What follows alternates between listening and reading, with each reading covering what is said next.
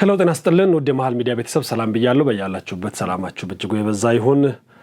መረጃዎችን በመናጋራበት ወቅት ተመልሰን ተገናኝተናል። እንደተለመደው ፕሮግራማችን ለብዙዎች እንዲደርስ ላይክ ማድረግ ሼር ማድረግ የሁሉ ጊዜ ጥያቄያችን ነው። እንድትተባበሩ በድጋሚ በአክብሮት መጠየቅ እወዳለሁ። ዛሬ እንግዲህ ወደ ዋናው የዕለቱ አጀንዳ ከመግባት በፊት እንደተለመደው ማህበራዊ ሚዲያ ላይ አባራ ያስጨሰ ጉዳይ አለ። ከትላንትና ጀምሮ ነው።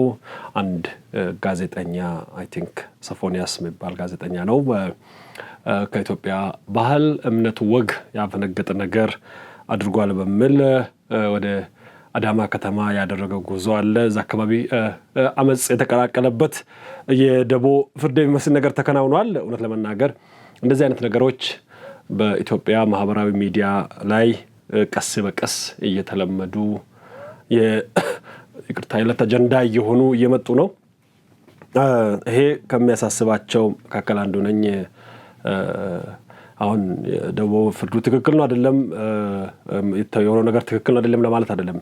የሚያሳዝነኝና የሚያሳስበኝ ግን ይሄንን አጀንዳ ማውራት መጀመራችን በራሱ በጣም ነው ከባድ ደረጃ ነው። ወደዚህ ከመቼው እንደመጣን ሳስብ ይደንቀኛል በጣም።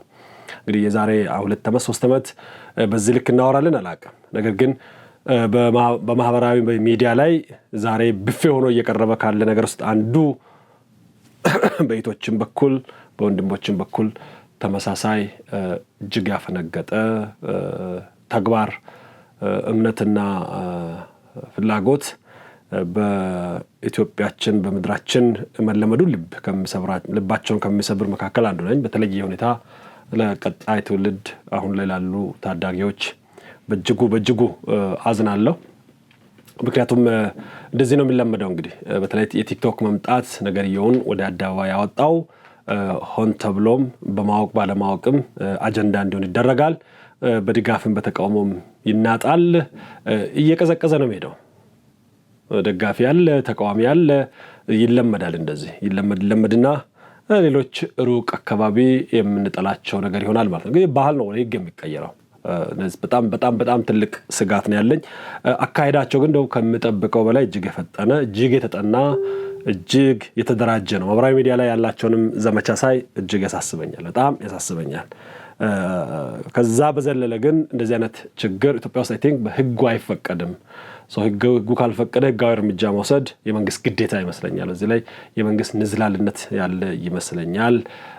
ያን ንዝላልነት ወይ ደግሞ ፈጣን የህግን የማስከበርን ጉዳይ ባለማድረጋቸው አንዳንዴ ወጣቶች ፍትህን በገዛ እጃቸው ለማስከበር ይንቀሳቀሳሉ። ያ ተገቢ አይደለም። ያ ለሌላም ጉዳይ እንደዛ እርምጃ ሊወሰድ ይችላል። የፍትህ እንደዚህ አይነት ህገወጥ ነው። ኢትዮጵያ ውስጥ ህጋዊ ፈቃድ አይደለም። ወዲያው ለሚመለከተው አካል ማስረከብ መረጃው አላቸው በእጃቸው። ያን መረጃ ማስረጃ አላቸው። ያን ማስረጃ ይዞ ለሚመለከተው ህጋዊ አካል መስጠት ነው። መንግስት ባለበት ሀገር ላይ ፍርድ አይሰጥም፣ በደቦ አይሰጥም። ምክንያቱ ይገባኛል፣ ቁጣው ይገባኛል። ከኛ ባህል ውጭ ሆኖ ግን የፍትህ አካል ያን ማድረጉ ተገቢ ነው። አይ ቲንክ የሚሰራባቸው ተቋሞች ዛሬ በይፋ ማሰናበት ጀምሯል። እና አሻም ጨምሮ ትርታ ጨምሮ ትርታ እርግጠኛ አይደለሁም። ያሻምን ግን መግለጫቸውን አንብቤያለሁ። ያ ተገቢ ነገር ነው። እኔ በህግም ፊት ቀርቦ ፍትህ መስፈን አለበት ብዬ አምናለሁ። ስጋቴ ግን እሱ አይደለም። አሁን ላይ ፍትህ ሊሰፍን ይችላል።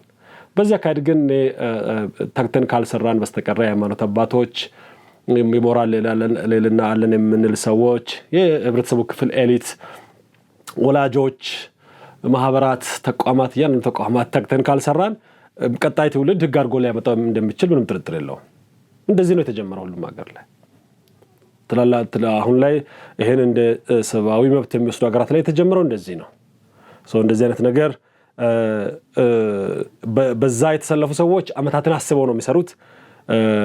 ያ እንዳይሆን የምንፈልግ ሰዎች ደግሞ ከፍንጫችን ስር ነው የተንቀሳቀሰን ያለውና ዝም ብሎ የማህበራዊ ሚዲያ ጩኸትና ውግዘት ከዛ በኋላ ሌላ አጀንዳ ሲመጣ ሊያን ወደ ማግኘት ከመሄድ ይልቅ ተቋማት በዚህ ነገር ላይ ምናልባትም አዳዲስ አደረጃጀቶች መፈጠር ካለባቸው፣ ስብስቦች መፈጠር ካለባቸው ይሄን እንቅስቃሴ ካልም ሊያደርግ የሚችል ካውንተር ባላንስ ሊያደርግ የሚችል እንቅስቃሴ መደረግ በተለይ ለዚህ የሃይማኖት ተቋማት እንደ አንድ ዘርፍ ቢያዩትና ቢንቀሳቀሱ ትላለሁ። ካልሆነ ግን እያየን በጥቂት ዓመታት ውስጥ ኢትዮጵያ ተቀበለች ወደሚባል ደረጃ ላለመድረስ ምክንያት የለንም።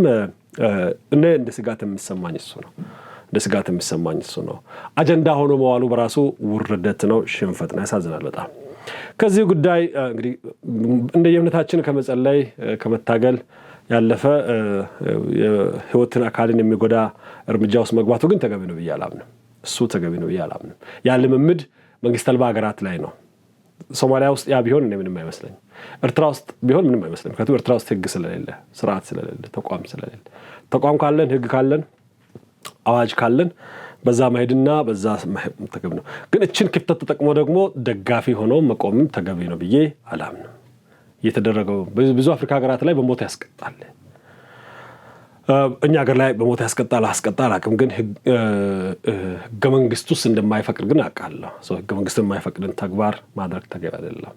ከዛ በዘለለ ደግሞ ስነ ልቦናችን አይፈቅድም፣ ባህላችን አይፈቅድም፣ ወጋችን አይፈቅድም፣ ሃይማኖታችን አይፈቅድም። ከዚህ ነውር እግዚአብሔር ይጠብቀን።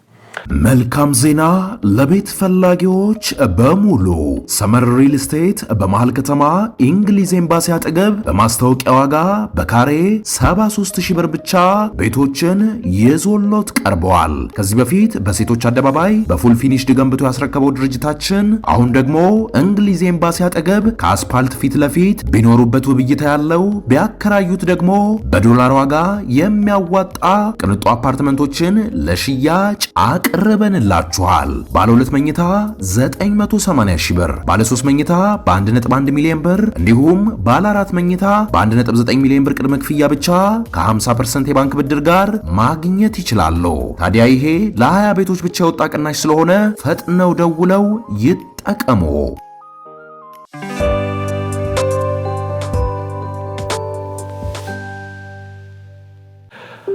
እንግዲህ ከዚህ ብዙም ሳርቅ የቲክቶክ ይዞ ከመጣው ጉድ አንዱ ባለፈው ሳምንት የተከናወነ ነው። ቲክቶክ ክሬተር አዋርድ በጂ ፓወር የተዘጋጀ እሱም እንደዚህ አይነት ቅሌታም ነገሮች በብዛት የታዩበት ነው።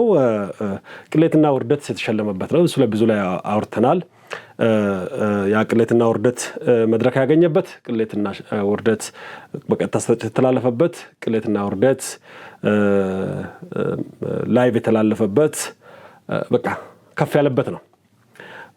የፌዴራል ፖሊስ የተወሰነ እርምጃ መውሰዱን ዛሬ አይተናል። በተወሰኑ ግለሰቦች ላይ በተለይ ከኛ ሀገር ባህል ጋር ከስነ ምግባር ጋር ስነጻጸር እጅግ ያፈነገጠ ነው ያለው አለባበሳቸውን ነው። አስነዋሪ አለባበስ ለብሰው ለህዝብ ታይተዋል በሚል ክስ ሊመሰርት ነው። ምርመራ እያደረገ ነው።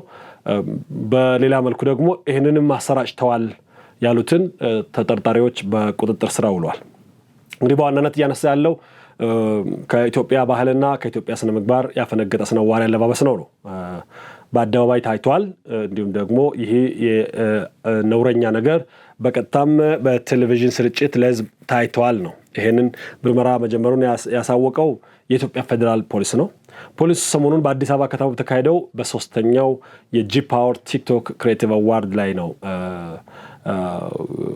ጉዳዩ የተፈጸመው። እሱን ጉዳይ በዛ አዋርድ ላይ በተፈጸመው ክስተት ነው ከኢትዮጵያ ህዝብ ባህልና ስነ ምግባር ባፈነገጠ እንኳን ሰውነታቸውን የገላለጠ አለባበስ ለብሰው በአደባባይና በቴሌቪዥን በቀጥታ ስርጭት ለህዝብ የታዩ ተጠርጣሪዎችን ከነግብረ አበሮቻቸው ይዣቸዋለሁ ያለው ማጣራት ጀምሬያለሁ ነው። አክቹዋሊ ምን አይነት አለባበስ ነው የሚፈቀደው፣ ምን አይነት አለባበስ አይፈቀድም አላውቅም። እንግዲህ በጣም ቬግ የሆነ ነው። ይሄንን ምርመራ አጠናቅሮ ፍትህ ተቋም ዳኞችን እንዴት እንደሚያሳምን አላውቅም። የቱ ጋር ሲከፈት የቱ ጋር ሲገለጥ ነው አላውቅም። አንዷ ልጅ እንግዲህ አንዱ በጣም ብዙ ነውረኛ አለባበስን የምትከተል ልጅ ናት። ስሟ አይ ቲንክ ወንጌላዊት መባሏ ገርሞኛል። ወንጌላዊት ገብረ እንድሪያስ በርሄ ትባላለች። እሷ ናት አንዱ የተያዘችው። የእሷ በምን መልኩ ወንጀል እንደሚደረግ አላውቅም ለመናገር። የህግ ባለሙያዎች እዚህ ካላችሁ ልትጽፉ ትችላላችሁ። ዮሐንስ መኮንን ኃይለ ማርያም እሱ ወንድ ነው። የሴትን አይነት አለባበስ የለበሰ እጅግ ነውረኛ ግለሰብ ነው። ይሄ አይ ቲንክ ከቅድም ካነሳ ነው ከማህበራዊ ከእምነታችን ከብዙ ነገራችን ጋር የሚቃረን ብቻ ሳይሆን ይህ ህገ መንግስታዊ ነው። ከዛኛው ነገር ተያይዞ ምናልባት ሊነሳ ይችላል። ምናልባት የልጁ ዜግነት አሜሪካዊ በመሆኑ ምን ያክል ያስሩታል? የኢትዮጵያን ህግ ተቀብሎ መንቀሳቀስ ይገባል። እኔ ባለኝ መረጃ እንግዲህ ሀና ማርያም የሚባለው ዮሐንስ መኮንን ሀና ማርያም የሚባለው ትራቨል ኮንተንት የሚሰራ ነው። እጅግ በጣም ጸያፍ አለባበስ ነበር የለበሰው። ምንም ትርጉም የለውም። የዛ ልብስ ትርጉም ሙሉ በሙሉ ለማናችን የሚታወቅ ነው። ምናልባት እዚህ ሀገር ላይ ሰው አያውቅም በሚል ይሁን ወይ ደግሞ አይዶ ነው እንዴት እንደደፈረ አላውቅም። እንግዲህ በሀገሩ በዜግነቱን በመረጠበት ሀገር ላይ መብቱ ነው፣ ህገ መንግስታዊ ነው፣ ነፃ ነው። ያኔ ማድረግ ማንኛውም አሜሪካዊ ከአሜሪካ ውጭ ሲንቀሳቀስ የሚንቀሳቀስበትን አገር ህግ እንዲያከብር ደግሞ ይጠበቅበታል። ኢትዮጵያ አይደለም ኢትዮጵያ አስራ ልታቆይ አትችልም። ነገር ግን አስራ ልታስረክባቸው ትችላለች። በሱ ጉዳይ ብዙ መሄድ አይመስለኝም።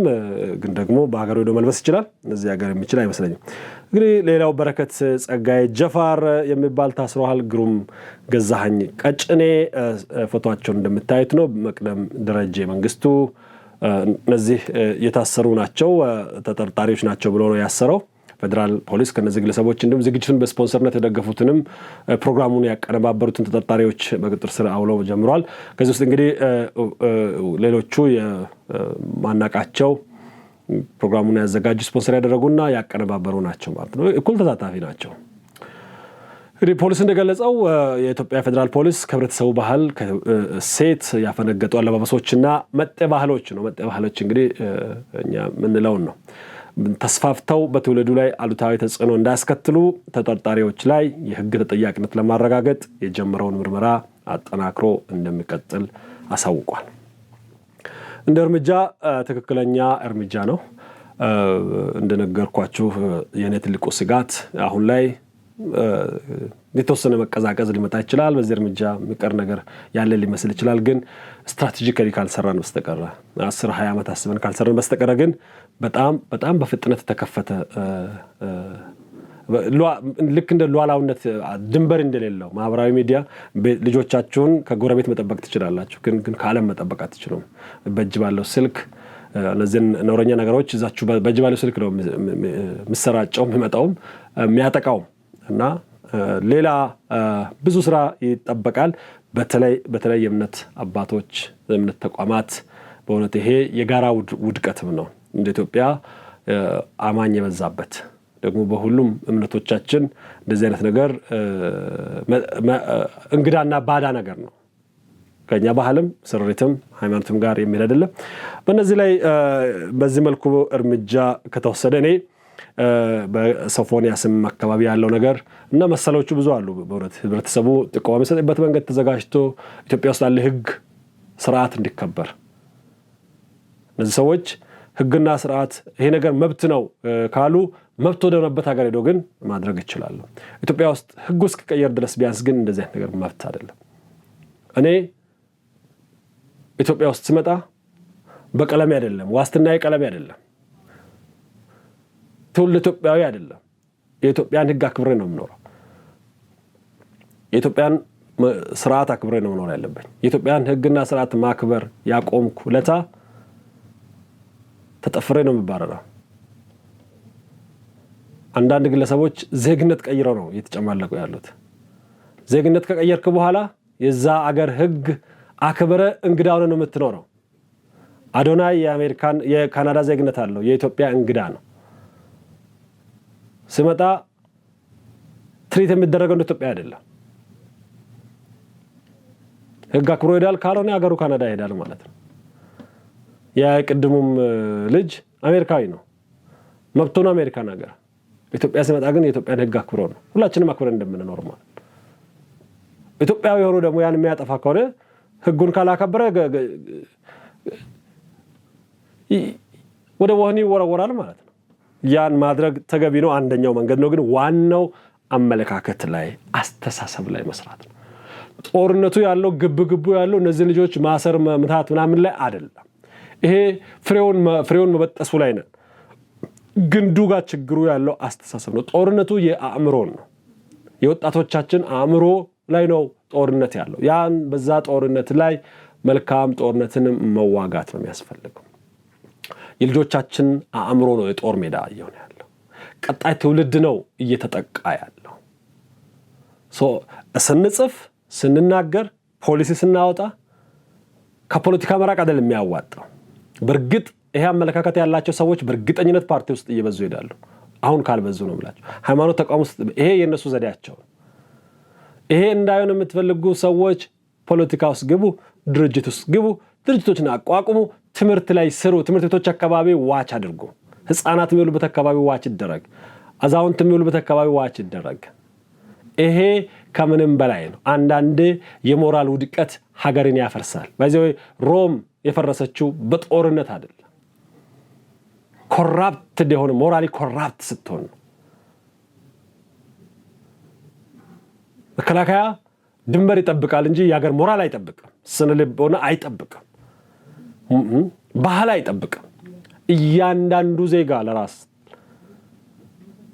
እዛ ውስጥ ተዘፈቁ ካሉ እንዴት ረድተን እንደምናወጣ በማሰብ ሊሆን ይገባል የተሰማኝን ደባሪ ስሜት ግን መግለጽ ፈልጋለሁ ነው ከዚህ ለመውጣት አንዳንድ ነው ወዳጃችን ሚልኬሳን እንስማ እኔ ራሴ ወደዛ ስሜት ስለገባው ትንሽ ሪላክስ ለማድረግ ሚልኬሳ አልተቻለም ሚልኬሳ ጠቅላይ ሚኒስትሩን አቀዋለው ከማለት አልፎ ያንዳንዱ ነገር ነው የሚያቀውና አንዳንዴ ቤቱ መጥቶ የሰጡት ዶክተሬት ነው እንዳይባል ተምሮ ነው የወሰደው ኦሮሚያ ክልል ቲማቲም ተቆጣጣሪ የነበረ ሰውዬ ቤተ መንግስቱ በሙሉ አቃለው ነው ጠቅላይ ሚኒስትሩ የሚያስበውን አቃለው የሚለብሰውን አቃለው ነገም የሚያደርገውን አቃለው ነገም ባለው ሁሉ አቃለው ነው የሚለው የትላንትና ብቻ አይደለም እስቲችን ሰምተን እንመለስ ከቢሊዮን ዶላር ከዛ ውስጥ 1 ቢሊዮን በሻንጣ ነው የወሰደ አብይ እንዴ ምንድነው እንዴ በሻንጣ አንተ ያማት ጤነኛ አይደለም 1 ቢሊዮን ወስዶ ግሩአምር ፊቱ አምር ምን አይነት ጉደኛ ሰው ብቻ እንደሆነ በሻንጣ ኧረ ስንት አይነት ልጅ አለ ስንት አይነት ትውልድ አለ ባካችሁ አቤት አቤት አቤት አቤት ኢትዮጵያ አቤት ኢትዮጵያ አቤት ኢትዮጵያ ይሄ ነው የሚገነባሽ እንግዲህ እየመጣ ዶክተር አብይ ራቀዋለሁ 1 ቢሊዮን ዶላር በሻንጣ ሲወስድ አይቻለሁ ነው የሚለውና ሙሉውን የሰማችሁ እንግዲህ ኮንቴክስቱን ትረዳላችሁ ወዲያ ነገር ብቻ ልጠይቀው ለዚህ አስኮናኝ ነው ያው በፊቱ በገጽታው በአክሰንት ደግሞ እኔም አክሰንት መተቸት በቃው እሱን ትቼ እንደው ማንን ፈርተው ነው ግን በሻንጣ የሚወስደው አሜን እስቲ ኢትዮጵያ ውስጥ ዶክተር አብይን እንዲያድርግ አታድርግ የሚል ማን አለ የሚነግረኝ አለ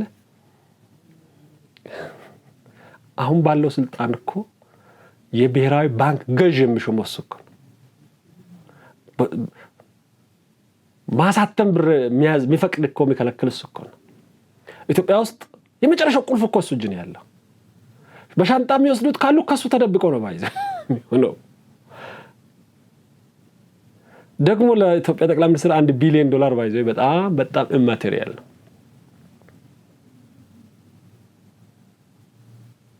ይሄ ነው እንግዲህ ረጃ ይሰጣ ያለው አንድ ንድገም ከመሳይ ጋር ከነበረው ቆይታ ነው እንደው እዴ ለሚልኬሳ ዘመድ አለ ወይ ወዳጅ አለ ወይ ልጅ አለ ወይ ሚስት አለ ወይ እርዳታ ያስፈልግህም ወይ የስነ ልቦና እርዳታ ያጣህ አይመስልም ወይ አንዳንዴ ኢትዮጵያውያን የአእምሮ መቃወስ ላይ ብዙ አይደለም ደረቅ ነው እየደረቀ ነው እየተበላሸ ነው ሰው ያመመው ነው አሁን ሌላ ሀገር ቢሆን ኖሮ ይሄ የስነ ልቦና ህክምና ነው የሚደረግለት ባይዘ አንዳንዴ እርዳታ የሚያስፈልጋቸው ሰዎች አሉ ሚዲያ በደረሰበት መድረስ የማይገባቸው አማኑኤል መግባት የሚገባቸው ሰዎች ናቸው እዩት ስሙ ይሄንን ማታ ያሟል በርግጥ ያሟል ከመሸ ዞር ካላለ ወይ በመኪና የሆነ ለቅሶ ቤት ውሰዱኝ ይላል፣ ወይ ደግሞ ሰርግ ቤት ካለ እዛው ውሰዱኝ፣ ወይ ታዋቂ ሰው ካለ እሱ ጋር ውሰዱኝ። የሆነ መተንፈስ አለበት፣ እዛ ሄዶ ያወራ ምናምን የሳይኮሎጂ ችግርም አለበት እና በሽተኛ ነው።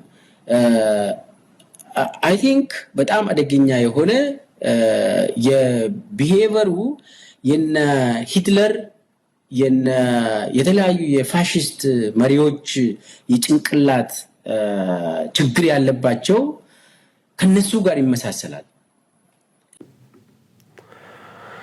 የአእምሮ በሽተኛው ማን ነው? እግዚአብሔር ይወቀው። ግን ለቅሶ ቤት ይሄዳል፣ ሰርግ ቤት ይሄዳል፣ ዞር ይላል፣ ካላወራ ካልተነፈሰ ታዋቂ ሰዎች ቤት ይሄዳል። ምን ይላል? ማታ ነው ደግሞ ቀን ያመው። ማታ ነው ያመው። ማታ ነው ያመው፣ ቀን ያመው። አንዱ ተስፋ የሚያስቆርጠኝ ምን ታውቃላችሁ? ጠቅላይ ሚኒስትር ዶክተር አብይ እና መንግስታቸው ጎበዝ ተቃዋሚ የላቸው። እቃቃ ጨዋታ ይመስል የውዳቂዎች ስብስብ ነው የሚቃወሙት። ማለት ሰብስታንስ ያለው ነገር አይደለም። ጠቅላይ ሚኒስትሩን ያመዋል፣ ሰርግ ቤት ይላል። ይሄን እንትን ሰፈር ላይ ድሮ አግብኝ ያገባውሽ ቤት ሰራው ልጅ ሆነን በኩይሳ ቤት እንደዛ ሰፈር ነው የምትጫወተው። አሁን ላይ ፖሊሲ አታወሩም እንዴ? ተማርን የምትሉ ሰዎች፣ ኤሊት ነን የምትሉ ሰዎች ምንድነው የጠቅላይ ሚኒስትሩ ችግር? ፖሊሱን ለምን አታወሩ? ለምንድነው መጽሐፉን የማትተቹት? ለምሳሌ የመደመር መንግስት እነዛ መጽሐፍት ላይ ገጽ ከላይ ቻፕተር ከላይ ይሄ ፖሊሲ ሀገር ይጎዳል አትሉ? በዛ ላይ አማራጭ ሐሳብ አታቀርቡ? አሚን የሚሰማችሁ ሰው አያሳዝናችሁም ወይ? የሚያዳምጣችሁ ላይክ የሚያደርገው ሼር የሚያደርገው አያሳዝናችሁም ወይ? ጊዜ እኮ ሰጥቶ ነው የሚሰማችሁ እንዴ። እኔ ለእናንተ ጊዜ በጣም ትልቅ ክብር የሚያስፈልገኝ ለምንድን ነው? አትተኩትም? ይሄን ጊዜ እኮ 10 ደቂቃም ተመልከቱ፣ 1 ሰዓትም ይሁን ከህይወታችሁ በምንም ማትመለስቱ ነው አይደለም መስጠት። እንዴት እንደዛ አክብሮ ለሚሰማ አድማጭ ምን ያክል ብንቁት ነው? በእርግጥ የአእምሮ ችግር ያለበት ሰው ራሱ ምልኬሳ ነው። ይሄንን ያየ ሁሉ ብቻ ሳይሆን አሁን ስላያችሁ ታውቃላችሁ። ለምን አእምሮ ጤናማ የሆነ ሰው እንደዚህ አያወራም። የአእምሮ ውቅሩ የተዛባ ሰው ብቻ እንደዚህ ሊያወራ የሚችለው። የአስተሳሰብ ፍሰቱ የተዛባ ሰው ብቻ፣ በቅንዓት ያበደ ሰው ብቻ፣ በራስ መተማመን ውድቀት ውስጥ የገባ ሰው ብቻ፣ ከግብርና ተባሮ የሄደ ሰው ብቻ ነው ይህን ሊል የሚችለው። በቃ ብሽቀት ይሄ አንዳንዴ ባይዘው አንድ ሰው ጀግና የሚባለው ጎበዝ የሚባለው አስተዋይ የሚባለው ቁጣውንም መዋጥ ሲችል እልሁንም መዋጥ ሲችል ነው። ባይዘው እየተዋረድክ እንድትል ልትፈቅድ አይገባም። መማር የባህሪ ለውጥ ማምጣት ነው። የባህሪ ለውጥ አንዱ ምንድነው? የበለጠህን ሰው ያሸነፈህን ሰው ችለህ ቀን መጠበቅ ነው።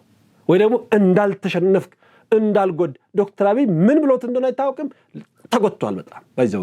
ምልኬሳ በጣም በከፍተኛ ጉዳት ውስጥ ነው ያለው። እባክህ ውጣ። ቤተሰብ ካላችሁ እባካችሁ እርዳታ ሰጡት ለዚህ ግለሰብ።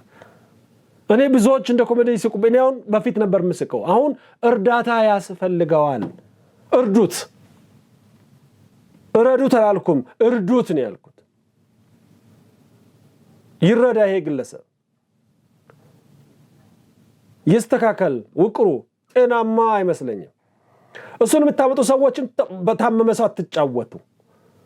እኔ እንደዛ ነው የሚመስለኝ። የስነ ልቦና ባለሙያዎች እንደሚሉት ከሆነ የአእምሮ መቃወስ የደረሰባቸው ሰዎች ናቸው እንደ ምልኬሳ የሚሆኑት።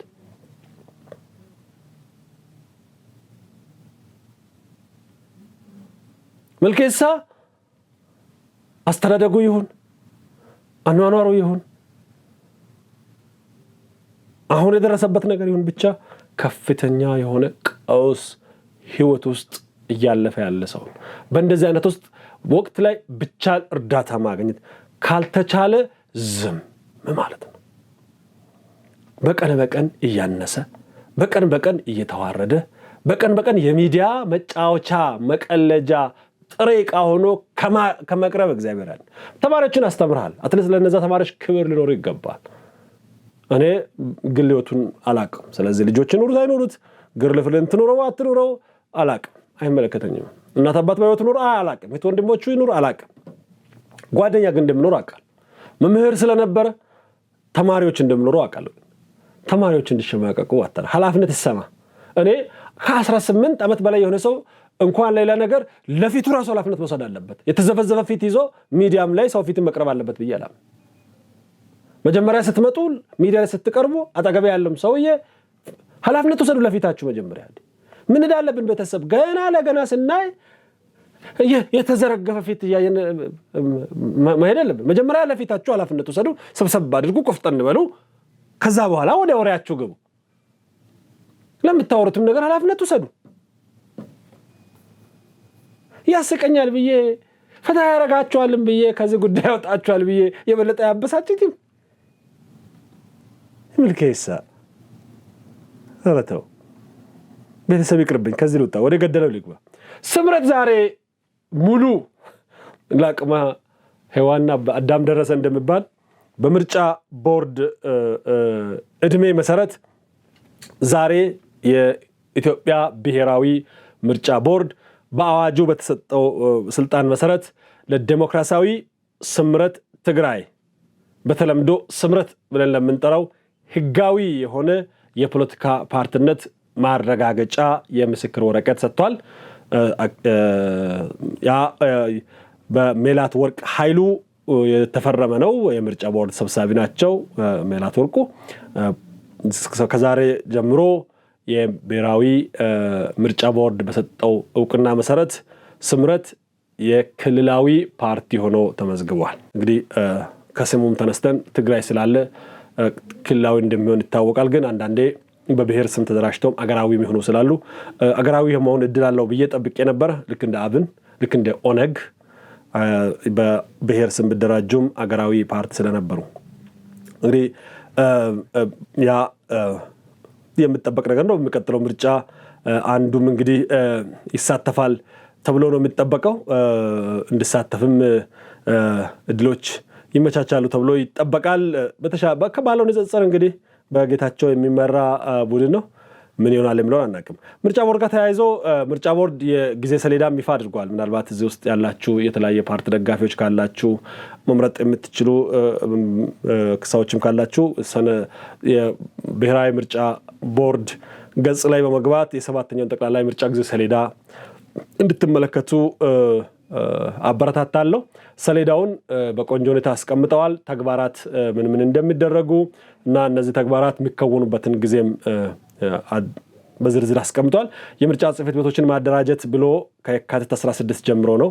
እንዲሁ የእጩ ምዝገባ፣ የምረጡኝ ቅስቀሳ፣ የመራጮች ምዝገባ፣ የተመዝጋቢ እጩዎች ዝርዝር ሁሉንም ነገር ያደረገ ቅስቀሳው የሚያልቅበት ጊዜ፣ ድምፅ ቆጠራ የሚጀመርበት ጊዜ አድርጓል። የመጨረሻውም የድምፅ መስጫ ቀንም ተወስኗል። ትልቁ ቀን እሱ ነው።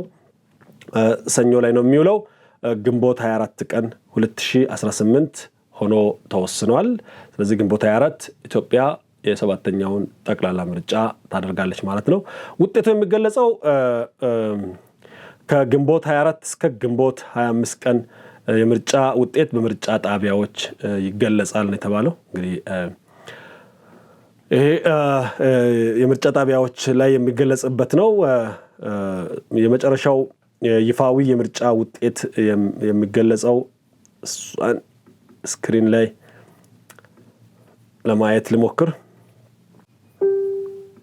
ስክሪን ላይ ይታያል ብዬ ተስፋ አደርጋለሁ። ሰኔ 4 ላይ ነው ጠቅላላ የምታውቀው። ግን ከዛ በፊት ይፋዊ ውጤት ይገለጻል በቦርዱ እንጂ በየዕለቱ በምርጫ ጣቢያ ባለው ውጤት ድምር ብዙዎች ቀድሞ የሚያውቁት ጉዳይ ነው። ግን የተፈረመ የጸደቀ የምርጫ ውጤት የሚገለጸው በወሩ ነው ማለት ነው። ኦልሞስት ሰኔ 4 2018 እንግዲህ ለምርጫ ዝግጅት ይደረጋል ብዬ ተስፋ አደርጋለሁ። አንዱ አነጋጋሪ እንግዲህ የትግራይ ክልል ላይ አንዱ ምርጫ ይደረጋል ተብሏል። እስካሁን የተሰራ ስራ የለም። ምን እንደሚሆን ወደፊት የምናየው ነው የሚሆነው። ሌላኛው አነጋጋሪው ነገር የወልቃይት ጠገዴ ጉዳይ ነው። ይገባኛል ጥያቄ ያለው በማን ስር ነው ወይስ በልዩ ሁኔታ ነው የሚለው አብረን የምናየው ነው የሚሆነው። ይሄም ከእንግዲህ የሚከናወኑ ነገሮች ናቸው። ዛሬ ከመከላከያ ገጽ እንዳገኘሁት በማዕከላዊ እዝ ዋልታ ክፍለ ጦር በምዕራብ ሸዋ ዞን ኖኖ ወረዳ ላይ 40 ቀበሌ ሲንቀሳቀስ የነበረው የሸኔ ቡድን ተመቷል። የክፍሉ አመራር እንደገለጸው ክሳራው ሰብአዊም ቁሳዊም ነው። የሸኔ ቡድን አባል ነው። የወረዳውን ልማት ለመግታት ከፍተኛ እንቅስቃሴ ሲያደርግ የነበረ ነው። ምኞቱም ሳይሳካ እንቅስቃሴውን የሚከታተለው ጀግናው ሰራዊታችን አካል ደምስሶታል። ለዘረፋና ለግድያ ይጠቀምበት የነበረው ተተኳሾችም መሳሪያዎችም በማረክ ተችሏል። በተመሳሳይ ሰራዊቱ ምት መቋቋም ያልቻለው የጽንፈኛ ቡድን አባላትም በምዕራብ ጎንደር ዞን እጅ ሰጥተዋል። በፎቶ ተደግፎ የመጣ ነው። እሱንም ማህበራዊ ሚዲያ ላይ በገጹ ላይ ሄዳችሁ እንድታዩ አበረታታለሁ። የህንድ ጠቅላይ ሚኒስትር ኢትዮጵያ ይመጣል። ይህንን የዲፕሎማሲ ኮስምና ነው የምትሉት። እንግዲህ አይ ቲንክ በኢኮኖሚ ከፍ ያለች በህዝብ ብዛትም ሀገር እየመራች ዓለምን እየመራች ያለች በተለያዩ ዓለም አቀፍ ተቋማት እኛም ያለንበትን ብሪክስን ጨምሮ እንዲሁም ደግሞ በጂ20 አባላትም ውስጥ ያለች ናት። እኛም ሀገር ከፍ ያለ ኢንቨስተር ያላት ሀገር ናት። ኦፍ ኮርስ አንዳንድ ኢንቨስተሮቿ ሌቦች ናቸው። አንዳንዶቹ መልካም ይሰራሉ፣ ግን ቁጥሩ የበዛ ኢንቨስተር ያለበት ነው። ይህን ጠቅላይ ሚኒስትር ከጠቅላይ ሚኒስትር ዶክተር አብይ ጋር ወዳጅ እንደሆኑ ይነገርላቸዋል። ጠቅላይ ሚኒስትሩ ኖራንድራ ሞዲ ይባላሉ። ወደ ኢትዮጵያ በሚቀጥለው ሳምንት እንደሚመጡ ከህንድ ሚዲያዎች ዘገባ ለማግኘት ተችሏል። ይህ ጉዞ የህንድ መሪ ለአፍሪካ ቀንድ አገር ከ10 ዓመታት በኋላ የሚያደርገው የመጀመሪያ ጉዞ ነው። ህንድና አፍሪካ ተራርቀዋል ማለት ነው። ኒው ዴሊ ከአገሪቱ ጋር ያላትን ግንኙነት ለማጠናከርም ያላትን አዲስ ቁርጠኝነት ያሳያል ተብሏል። እንግዲህ አፍሪካ ጋር ግንኙነት መፍጠር ስታሰብ ኢትዮጵያ በር ናት። የአፍሪካ መዲናም ናት። አፍሪካ ኢትዮጵያ ሲመጡ ኢትዮጵያ ብቻ መጣን አይደለም የሚሉት፣ አፍሪካ መጣን ነው። አዲስ አበባችንም የአፍሪካ መዲና የምትባለው እስካሁኑ ዝም ብሎ ነበር የሚሏት። ለነገሩ የአፍሪካ መዲና የምትመስለው አሁን ነው። አሁን ባለበት ሁኔታ አፍሪካ ውስጥ አዲስ አበባን የሚበልጥ ከተማ ማግኘት አስቸጋሪ ነው። ባይዘው አዲስ መውበት ብቻ ሳይሆን በአዲስነቱም ይሄንን ትራቭል የምታደርጉ ሰዎች ታግዙኛላችሁ። ኢትዮጵያን ሲመጡ አፍሪካንም እንደሚመጡ ከኢትዮጵያ ጋር ግንኙነት ሲፈጥሩ ከአፍሪካ ጋር ግንኙነት መፍጠራቸውን የሚዘግቡት ለዛ ነው። ጠቅላይ ሚኒስትሩ ከታህሳስ 7 እስከ 8 ነው እዚህ ቆይታ የሚያደርጉት። በአዲስ አበባ ይቆያሉ። እንደገለጸው ከሆነ ከአዲስ አበባ ቆይታ በኋላ እንግዲህ ከአዲስ አበባ ቆይታ በፊት ታህሳስ 6 እና 7 ዮርዳኖስን ይቆያሉ። ከዛ 6 እና 7 8 እና 9 ደግሞ ኦማንን ይቆያሉ ተብሎ የሚጠበቀው። ከነዚህ ሀገራት ጉብኝት ፓኬጅ ውስጥ ነው ኢትዮጵያም ያለችው። ለመጨረሻ ጊዜ የኢትዮጵያን የጎበኙት ጠቅላይ ሚኒስትር እንደምናስታውሰው ሞንሞሃን ሲንጋ ይባላሉ። እሳቸው ኢትዮጵያን የጎበኙት በፈረንጆቹ አቆጣጠር 2011 ነበር። ከዚህ በኋላ ለመጀመሪያ ጊዜ ነው የህንድ ጠቅላይ ሚኒስትር ወደ ኢትዮጵያ እየመጣ ያለው። ጉብኝቱ እጅግ የላቀ ነው። ምናልባትም ኢትዮጵያ እየጠየቀች ያለችውን የባህር በር ጉዳይ በእጅጉ ከደገፉ ሀገራት መካከል አንዷ ነች። ኢትዮጵያ ለዚህ ነው የባህር በር ጉዳይ እያለቀ ነው የምትለው። አሁን ቤት መግዛት ተችሏል። አዲሱ ፕላቲኒየም ብሎካችን ላይ 35% እውነተኛ ቅናሽ ለ15 ውድ የማል ሚዲያ ቤተሰቦች እንዲሁም አንድ ቤት ሲገዙ አንድ ቤት በነፃ የሚያገኙበት እድልም ተመቻችተዋል። 60% ከወለድ ነፃ የባንክ ብድር በረጅም ዓመት የክፍያ አማራጭ፣ ፓናሮሚክ ቪው ማለትም በአራቱም አቅጣጫ ማራኪ የተፈጥሮና የከተማ እይታ፣ ለእያንዳንዱ ቤቶች ፕራይቬት ሊፍት የተገጠመላቸው የልጆች መጫወቻና የስፖርት ማዘውተሪያ፣ የመዋኛ ገንዳ፣ ጂምናዚየምና ቤተ መጻሕፍት፣ ፓርኪንግና የኤሌክትሪክ ቻርጅ መሙያን ጨምሮ ሌሎች ሁሉን አቀፍ መዝናኛዎችን በነፃ በመዲናችን አዲስ አበባ በነፋሻማዋ ለቡ መብራት እጅግ ማራኪና ቅንጡ በሆነው የመኖሪያ መንደራችን ውስጥ በ5% ቅድመ ክፍያ ብቻ የቤት ባለቤት ይሁኑ። ለበለጠ መረጃ በ0907888883 ወይም በ0944419190 ይደውሉ።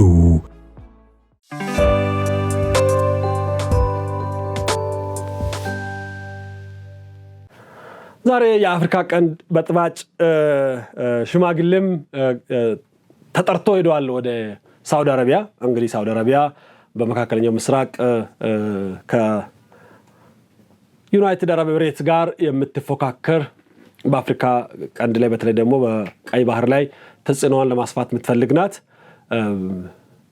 ጠርተዋለች። መቼም አትወጣም እሱ ጋር እሱን ትጠራለች እንጂ ተላላኪ ስትሆን አገርህን ስትጎዳ ድሃና ጎስቋላ ስታረግ ትጠራለህ እንጂ አትመጣም አንተ ጋር አይገባም። አንድ ሀገር መሪዎች ባይዘው አስመራ አይሄዱም። አስመራ ያለውን ሽማግሌ ይጠሩታል እንጂ በእድሜ እኮ ልጅ ነው የሚሆኑት። አክቹአሊ ሀገርን ስታጎሳቁል እንደዛ ነው የሚሆነው። ሄደዋል። እንግዲህ ምን አዘውት ተው ይሄን ነገር ረገብ አድርግ፣ የኢትዮጵያ ጉዳይ አይቻልም፣ ሀገራት ደግፈዋል፣ ከአሜሪካ ጋር መጣላት አልፈልግም ሊሉ ነው ወይስ እድላችንን ሞክር መሳሪያ ሰጣሉ ሊሉ አናውቅም። ሳውዲ አረቢያ የኢትዮጵያ ወዳጅ ነች፣ የኤርትራም ወዳጅ ነች። ከዚህ ጋር ተያይዞም አስመራ አዳሃሉ በጣም እያስፈራቸው ያለው ነገር የሶስት ሀገራት ጥምረት ጭንቀት ውስጥ ከቷቸዋል። ምናልባትም ያን ጭንቀት ለማጋራት ይመስለኛል። ይህንን ሶስቱ ሀገራት ጭንቀት አንደኛው የዩናይትድ አረብ ኤምሬት የእስራኤልና የኢትዮጵያ ጥምረት አደጋ ፈጥሯል ብላ ነው እየሰጋች ያለችው። ምናልባትም መረጃዎች እንደሚወጡ ከሆነ እነዚህ ሶስቱ ሀገራት ጥምረት ስለመፍጠራቸው በሀገራቱ በኩል እስካሁን የተባለ ነገር የለም። ፖለቲካን ለሚከታተል ሰው ጥምረቱ እንዳለ ያስታውቃል። እስራኤል፣ ዩናይትድ አረብ ኤምሬትና ኢትዮጵያ ቀይ ባህር አካባቢ ተመሳሳይ ፍላጎት አላቸው። ኢትዮጵያ ደግሞ ከሁለቱም ጋር ያላት ጥብቅ ቁርኝት አስፈርቷታል። ቀይ ባህር ጉዳይ በመሆኑ ምክንያት የኢትዮጵያ ኔቪ ጦርነቱ ቢጀመር የውሃ አካል በዛ በኩል አግኝቶ ከጀርባ ይወጋኛል የሚል ስጋት ውስጥ ገብታለች። እኔ ስጋቱ ተገቢ ነው ብዬ አምናለሁ። እኔ ማላም ነው። ታዲያ ዝም ብሎ በስጋት ከማለቅ መገላገል አይሻልም ወይ? እኔ ጥምረቱ አለ ወይ ካላችሁኝ፣ ያው አለ። ኢትዮጵያ ተናግራለች፣ የተናገረችው ነገር የለም። የእስራኤል መንግስት ያለው ነገር የለም። አንዳንድ ጠላት ሲያለቅስ የምታዩት ነገር አለ። ምቱን መገመት ትችላላችሁ። አልቃሻው የሚያለቅሰው አለቃቀሱ ጥልቀት በማየት የህመሙን ጥልቀት በእርግጥ በትክክለኛ መገመት እንኳን ባትችሉ ማወቅ ትችላላችሁ። ያ ምት ምን ያክልና የቱ ጋር እንደሆነ መገመት ትችላላችሁ። ለዚህ ነው የኤርትራ መንግስት ተንቀጭቅጇል። አድርጎት ማያውቀውን እስረኛ የፈታው እንደ ዲሞክራት ለመሆን አይደለም። ከፈታ በኋላ ድምጹን ቀይሮ በየአካባቢው ኤምባሲ ውስጥ የተሰከዘኩ ተላላኪዎችን ስለ ሀገራዊ አንድነት እንዲያወሩ እያደረገ ነው። ለሱ ዲፕሎማሲ ማለት ሰብአዊ መብት መጠበቅ፣ ውጭ ሀገር ያለ አምባሳደሮችና ከዲያስፖራ ጋር መነጋገር ይመስላል። ሀገር ውስጥ ያለውን ዜጋ ነው ችግር መፍታት ያለበት። ለጦርነት መዘጋጀት ሲፈልግና ህዝቡ አንድ እንዲሆንለት ሲፈልግ ነው እንደዚህ አይነት ነገር ሊያደርግ የሚችለው። የኤርትራ ብዙ ወጣት ምናልባት ትላንትና ከትላንት ወዲያ የዋዜማን ዘገባ አይታችሁ ከሆነ ነው የኤኤፍፒ ዘገባ አንብባችሁ ከሆነ በጣም ብዙ ወጣት ጦርነቱን በመፍራት አገር ለቆ ይሸሸነ ያለው ወደ ኢትዮጵያና ወደ ሱዳን ነው ያለው። ከጦርነት ፈርቶ ወደ ጦርነት ቀጠናም ይገባል። ያ ጉዞ እንዲገታ ከዲያስፖራም ወዳደቀ መሳሪያ መግዣም የሚሆን ዶላር ለመሰብሰብ የፈታው ነገር ነው። የዛሬ ጉዞ ለሱ አዞ አትፍራ ይባላል አላቅም። ግን ብርድ ስል ሰውየው ወይ ካይሮ ወይ ደግሞ ጅዳ ማይዱ የተለመደ ነው። ይመቸው ነው የምንለው፣ ይመቸው ነው። እኛ ቀላሉን መንገድ ከመጠቆም ያለፈ ምን ልናደርግ እንደምችል አላቅም። ቀላሉ መንገድ መስጠት መገላገል ነው። ዛሬም ብዙዎች በሰበር ዜና እያጋሩት የሚገኙት ወደ ሰላም እጃቸውን የሚሰጡት የፋኖ ተብዮቹ ቁጥር ጨምሯል። በአማራ ክልል ብሔራዊ ክልላዊ መንግስትና በአማራ ፋኖ ህዝባዊ ድርጅት አፋሕድ ተብሎ በሚጠራው መካከል የተፈረመው የሰላም ስምምነት ተከትሎ ነው እጅ መስጠቱ በጣም እየጨመረ የመጣው። ይሄ የፊርማው ኢፌክት ነው። እንግዲህ ራሱን የተለየ የአማራ ፋኖ ህዝባዊ ድርጅት ወሎ ጠቅላይ ግዛት እዝ ብሎ ከሚጠራው ውስጥ ከፍተኛ አመራሮች ናቸው ዛሬ የተሻለውን መንገድ ትክክለኛውን መንገድ መርጠው እጃቸውን የሰጡት። አንደኛው የፖለቲካ ዘርፍ ኃላፊ የሚባለው ነው። ስሙ ኢያሱ አበራ ይባላል። የማህበራዊ ዘርፍ ኃላፊ የሆነው ደግሞ እንዲሁ ግርማ እጅጋየው ይባላል። የመረጃና ደህንነት ክፍል ኃላፊ የሆነው ፍሬዘር እሸቱ ይባላል። የአባቱን ስም አላገኘንም። ተሳካ የሚባለው ሰው ደግሞ የዙ ሀብትና ቁሳቁስ አፈላላጊ ነው። እንዲሁም የፋንታው የተባለው ግለሰብ የዛ ጽህፈት ቤት ኃላፊ ነው። እንግዲህ ሰላም ይሻለናል፣ ጦርነት አያዋጣንም፣ ብንመለስ እንጠቀማለን ብላችሁ ከመጣችሁ መቀበሉ እኔ ተገቢ ይመስለኛል። ከዛ የተሻለ ነገር የለውም። ሌሎችም በተለያዩ አደረጃጀቶች ውስጥ ከመቀመጥ መመለሱ በእጅጉ የተሻለ ነው ብዬ አምናለሁ። ይህን እንድታደርጉ ከማሳሰብ ውጭ የተለየ ነገር ከየትም ልናመጣ አንችልም። ምናልባት አንድ የድምፅ ቅጂ አለ። እሱን የድምፅ ቅጂም አብረን ሰምተን እንመለሳለን። አንዳንዶች እንደዚህ አይነት ነገር መሰማቱ ከጥቅሙ ጉዳቱ ያመዝናል የሚሉ ወዳጆች አሉ። ጉዳት በማያሰማ መልኩ ማሰማት ይቻላል። የማውቀው ነገር የለም። ማህበራዊ ሚዲያ ላይ ያለው ነገር ከሆነ ግን አለማሰማት እንችላለን ወይ ማስቆም እንችላለን ወይ ላሉ ምናልባት እጅግ የሚጎዳ ከሆነ በተለየ መልኩ ትሪት ማድረግ ይቻላል።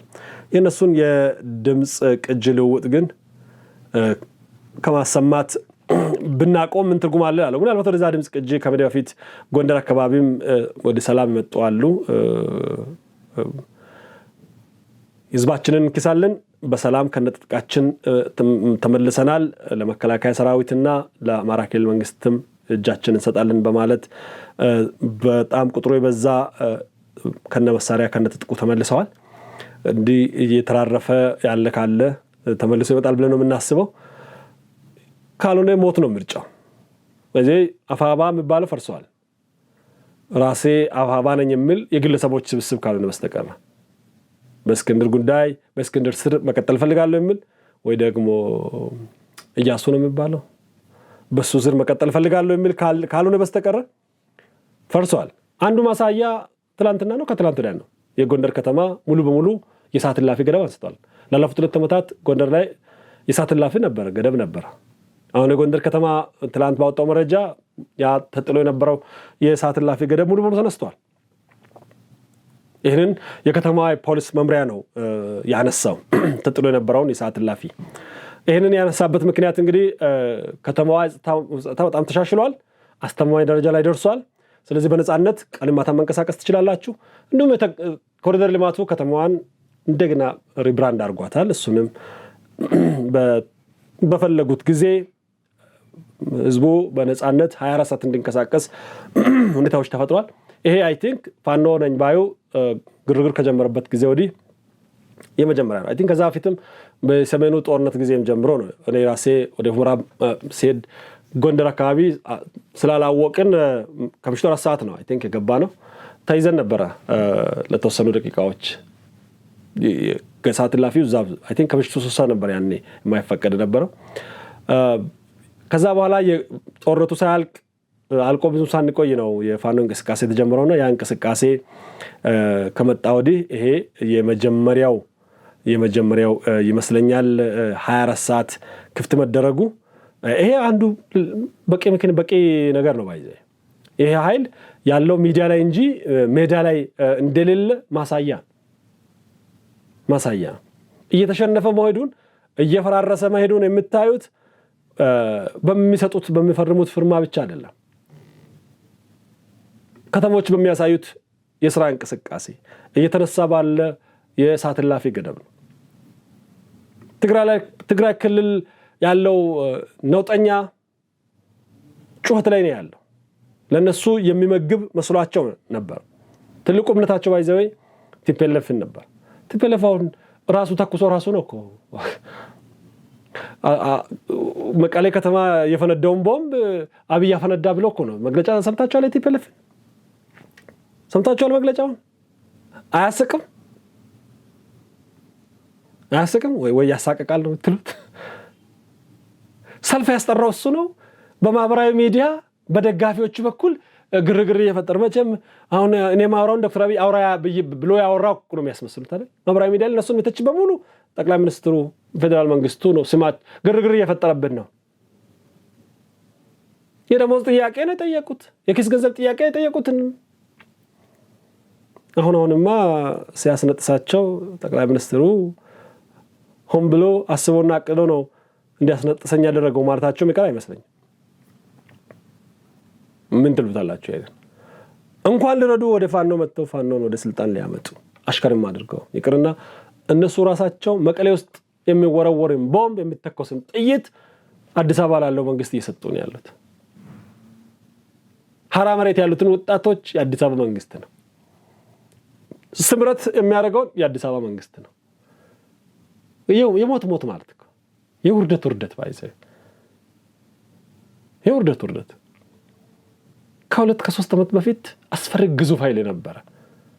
ሚሳኤሎችን የታጠቀ ታንክም ባንክም ያለው ለ10 ዓመታት ሀገርን የመራ ያ ኃይል ሀገርን አንቀጥቅጦ የገዛ ኃይል መቀሌ ጽፈት ቤቱ ላይ ቦምብ ሲፈነዳ ደንግጦ አብይ አፈነዳ የሚል አስገራሚ ነው። በቃ ማሰብ ያቆመ ጭንቅላት የደረቀ ጭንቅላት ተሰብስበው ራሳቸው ድርጅት ነው ብሎ የሚጠሩት በአንድ ወንበር በፕሬዝዳንት ወንበር ሲሻኮቱ ሲገለባበጡ የሚውሉት አንሰው የመንደር ጎጥ ውስጥ የገቡ ሰው እነሱ እንደ ተስፋ አድርጎ ድልን እነሱን ተስፋ አድርጎ ስኬትን እነሱን ተስፋ አድርጎ 4 ኪሎ እንደሚመኝ አላውቅም። በዚህ 4 ኪሎ በጣም ጠቧል መንገዱ።